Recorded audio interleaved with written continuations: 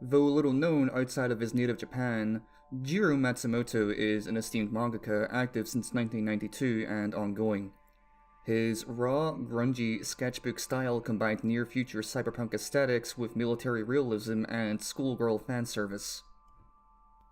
Though he is something of an underground mangaka who releases his works through small publishers, he has garnered a definite audience with the industry over the decades of his career. At one point, Hideo Kojima expressed a desire to have a video game made based on one of his manga, Joshi Kohei. Hiroaki Samura, the mangaka of Blade of the Immortal, has recommended his works, and in some ways he resembles a grittier version of Samura's friend, Fujimoto. But the defining work of his for many, including myself, will be what was something of his breakout hit in 2001's Freesia. On its face, Freesia would primarily appear to be another high-concept dystopia series.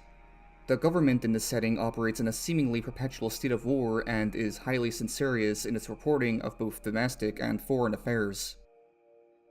The proxy agency, which carries out revenge killings, has close connections with government officials, and the Vengeance Act, which approved revenge killings, was ultimately a propaganda and control effort, forcing such killings to be approved by state officials, while passing off carrying out the task itself to the private sector.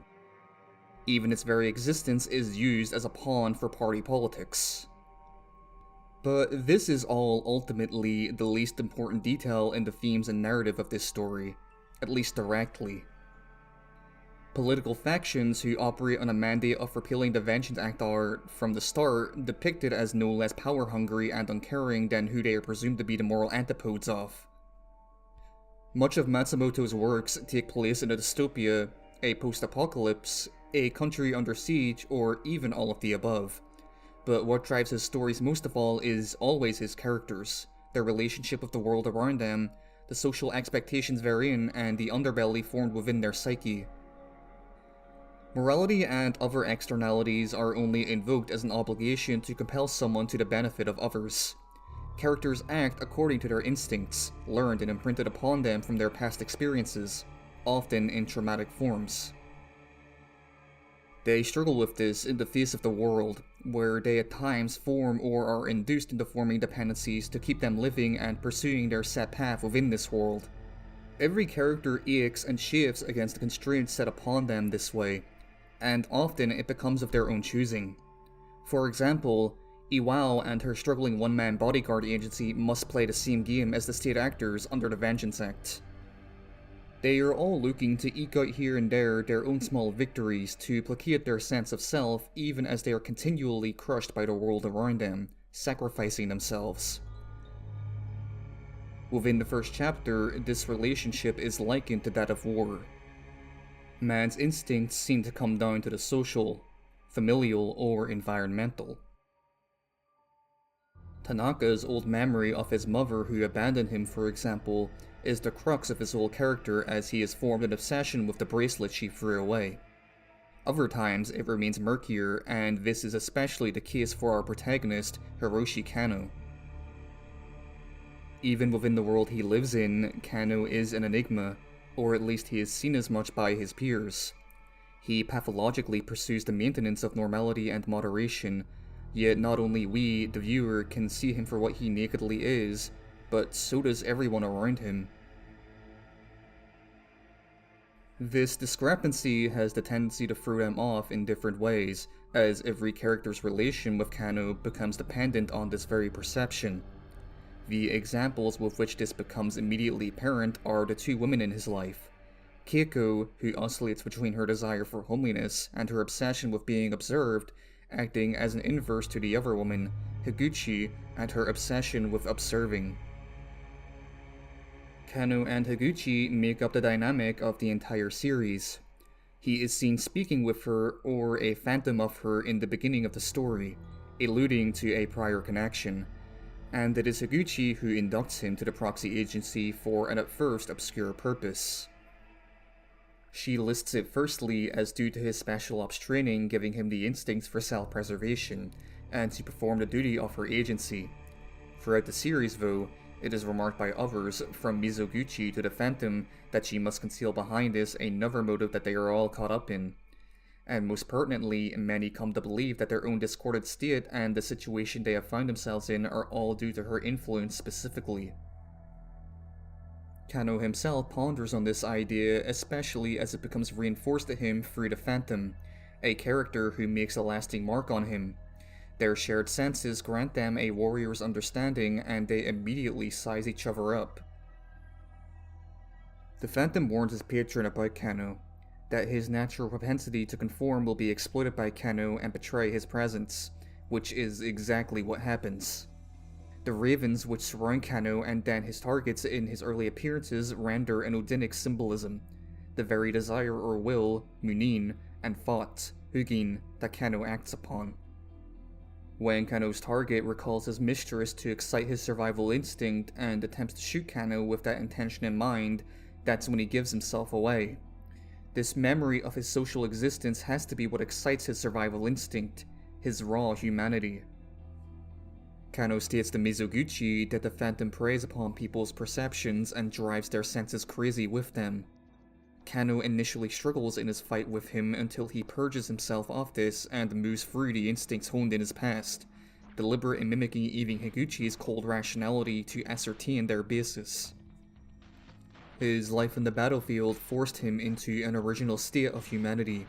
Like Rosso's natural man, he was alone and motivated by only our basest instinct, amour de soi, love of self, exercised through self-preservation.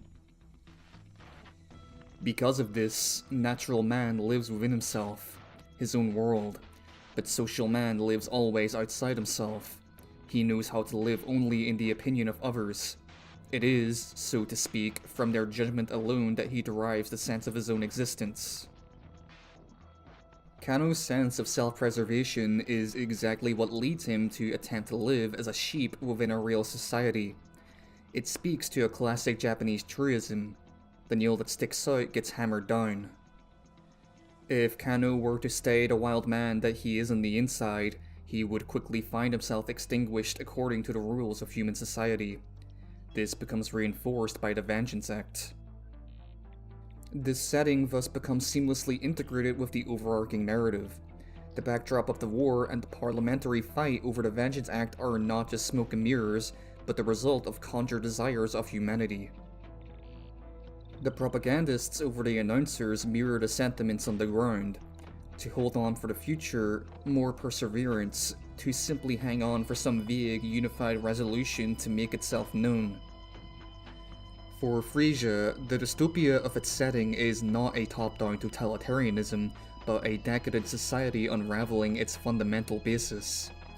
Man is born free, and everywhere he is in chains. Alone, he reverts back to the condition of his birth, while thrust into society can only replicate the freedom his survival instinct invokes in himself to feel power over himself again. Flanked by the Raven of Kano watching him, Toshio acknowledges this state of war declared upon him, once symbolic and now literal, while delineating between his instinct to stay alive and the belief that you have to live. Hugin and Munin.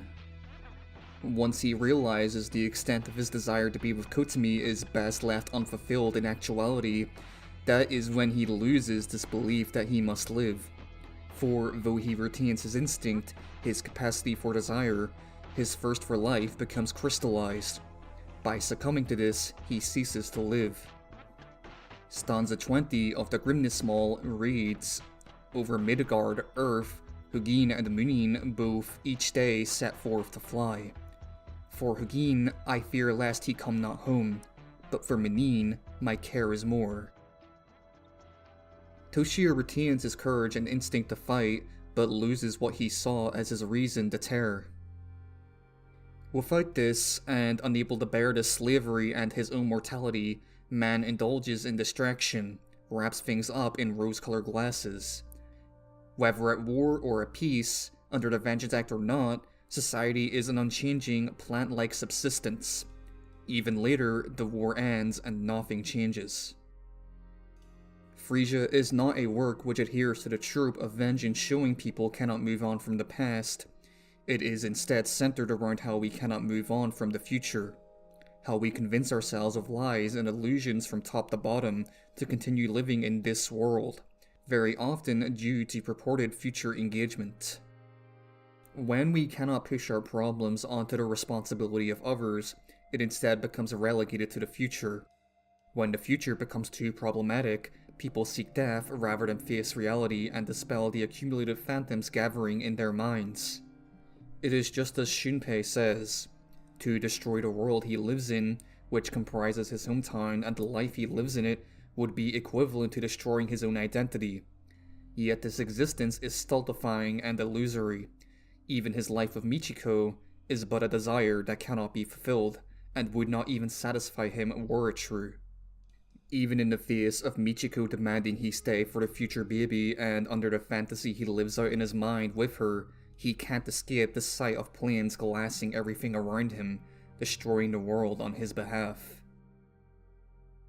This last part is the most important, on his behalf. We see many characters throughout comment on the plain reality of dependencies. Justice and world peace are the bywords of disposable grunts, morals but necessary decorations for the public, etc. Beyond just the masses, each individual character succumbs to one dependency or another, often another person. In the case of Shunpei, he refused to destroy the world and instead delegated it to the proxy agency. This also explains his particular hatred for Higuchi, who mirrors him in many ways but without dressing herself in the flowery sentiment that he takes on, as a Samaritan for taking this action. Every time a character faces the death of the world, often by pursuing their own death, they are surrounded by apocalyptic imagery, bomber planes flying past them within the sky. At the start of each case, at times when speaking to Kano, Higuchi offers an orange, peeling away the layers in her observation until the desires and memories are all exposed. We see this everywhere and in every character. We learn that Kano, following what people want, killed his father who was abusing his mother, only for his mother to become a raving lunatic who foists the blame onto him. This situation mirrors the one between Mizoguchi and his girlfriend who faces constant abuse. Being unable to free themselves by their own hands, the external liberation in the mother's case only serves to render her past suffering null and void, so she merely changes her dependency. Mizoguchi's girlfriend chooses the other option, death. This dilemma forms the basis behind vengeance killing. Early on, a man attempts and fails to fulfill revenge on his own, when such things should be left to a proxy. Time and time again, people seek to push their issues onto an externality to escape responsibility, learning nothing, continuing to distract themselves from their own self-overcoming. Leaving the village won't change anything.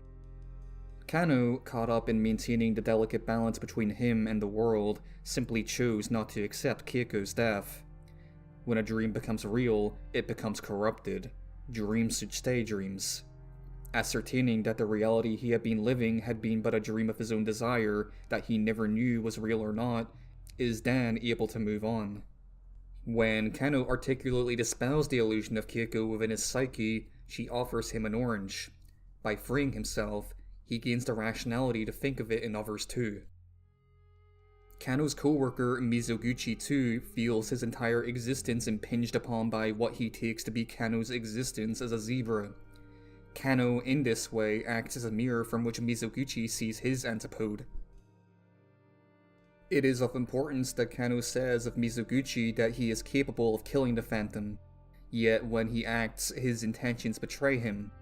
Mizoguchi had transformed his reality into expressing his inner world of the hunting grounds, where he is the apex predator.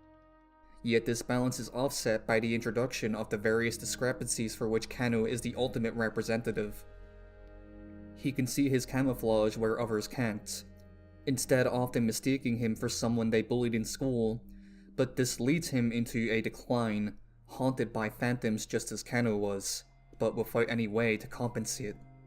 His woman Yuriko, who acted as the outlet for all his weaknesses, gone, he obsessively pursues what disturbs his balance the most in Kano.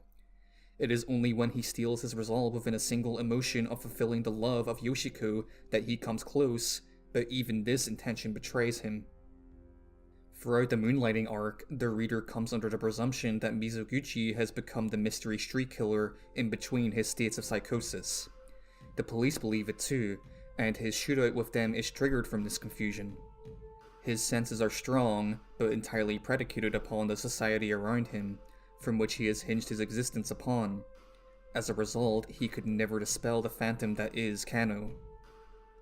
It is these situations that Higuchi has set herself up to watch, and Higuchi herself the result of realizing this dichotomy of the social and natural in man, of instinct and mind, the struggle of man's dream and his reality. Yet, reliant upon Kano and passive as an observer, she is unable to effect the conclusion she desires. By her obsession with observing society, she becomes frozen in action. She admonishes the chains of society and refuses to live by them, while intentionally restraining her instinct and does not act. The consciousness she prides herself on becomes what stifles her. It produces an inertia. I exercise myself in thinking, and consequently, with me every primary cause immediately draws after another still more primary, and so on, into infinity. This is why she uses Kano, though also berates him for being predictable, as she can see this for herself too, resulting in her choice not to act but to delight in manipulating the chains of others. It is notable how, after having her hair pulled, she often looks the same as Kano. Though they form the two aspects of man, it is from the instinctual basis that we find the organic development that Kano achieves, while Higuchi is left behind. With this, Keita Tanaka becomes the culmination of the narrative. Across his arc, he seems to bear the motifs of every character of the story up to that point. Tormented by his attachment to his mother who abandoned him, this memory keeps him chained down by the bracelet he obsesses over. In his tumult, he often sees himself falling into waves of the ocean like it were quicksand swallowing up the whole of the earth. The obsessive trauma that this has rendered him also impacts his memory and resulted in his murder of a woman in a psychotic state. The position he is put in is of controlled opposition from his family, yet gives him delusions of grandeur as he seeks to use it to gain for himself personal power. In the last chapter, even after he drops that particular charade, he combines the many philosophies of the previous characters to justify the quiet life he now lives for. He talks of zebras to invoke his position on the hierarchy, dispenses with any interest in morality or truths, and waves his wristband as a token to a kid he sees as his former self. All of this he uses to justify his continued existence, as the result of his conquering the survival of the fittest in society. Yuko becomes his Keiko. No one else besides himself is seen interacting with her after she is shot, and presumably killed there or departed entirely in some other manner. The phone is ringing, he talks to himself at a cafe and freaks the people out next to him. The Freesia, the prospects for the future that he comes into contact with, are fake. He hangs on to the wristband, chaining him down until the end, until the illusions are peeled back. Yuko and his security detail seem to disappear before the specter of Kano, as if they were never there at all. Kano's execution of Tanaka is a purge of the accumulation of those illusions. It is the fulfillment of his duty of life itself. Kano rejects the phantoms of his past and asserts his own will over them even as he uses them in the present. The phantom did not appear to Kano at the end as a haunting. Kano called him there for his own ritual. His work as a proxy is no mere job, but a duty, and his contact with it qualitatively transformed him as a person befitting it. With this in mind, he knowingly walked into Yamada's setup so that he could achieve this apotheosis. Kano does not die, he becomes dead to the world. The last pages emphasize Freesia's purpose to shake you out of your consciousness and your social conditioning like a Buddhist koan. Of all things the measure is man, of the things that are, that they are, and of the things that are not, that they are not. When we peel back the relative truths of man in this world, we find nothing. This is not nihilism, but the imperceptibility of life lived, of becoming, which can only be grasped through intuitive understanding. Kano refuses to stop, because to stop would mean to give up the becoming, the self-overcoming that is the very definition of life. The final pages bring everything full circle in a way which confronts the reader. Kano engages in conversation of the same topic as what the story started out with, only he dictates the talk, and is able to explicate his understanding of himself and the world compared to before. The waitress at the cafe merely looks over him as he speaks. Only we never see the person he is addressing. Previously, it had been the phantom of Higuchi or others, and him reiterating the worldview behind his intuition acts as dispelling this final phantom which once watched over him. Only it takes on an ambiguous metafictional tinge as we, the reader, come face to face with Kano in that same seat. The phantom of Higuchi and the reader have been united under the same principle which he is dispelling, that of the observer. Only by direct connection do we find the real, and as this foundation bears itself out, the cafe empties, where only Kano and the subject exist. Freesia ends as a confrontation, both within Kano banishing the world itself as a phantom and of inviting the reader to realize the same for themselves. By engrossing one within the reading of this creative work, we are seeing the very chaotic situations Higuchi once described, fulfilled by fictional characters on a page. They are the phantoms. We are the observer peeling back the layers of the orange. This metafictional angle does not pivot the narrative into a commentary on fiction, but empowers the theme of man in relation to his world. This relation is one of war.